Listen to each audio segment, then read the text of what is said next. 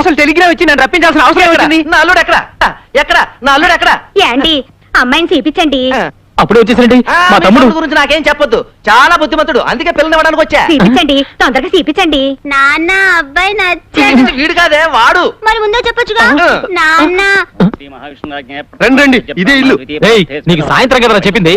మంచి ముహూర్తం అని ఇప్పుడే తీసుకొచ్చేసాను. ఇంట్లో లచ్చ, బ్యాంకులో లచ్చ, దొడ్లో లచ్చ, చేతులు కట్ట. ఇదేం కట్ట?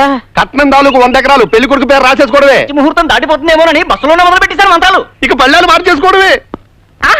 పెళ్లి కొడుకు భలే ఉన్నాడు, నాకు నచ్చాడు. బలే బలే బలే బలే మస్తాన్ కంటే బాగున్నాడు. మస్తాన్ ఎవరమ్మా? మా అరుగు మీద మిషన్ కుట్టుకునేవాడండి.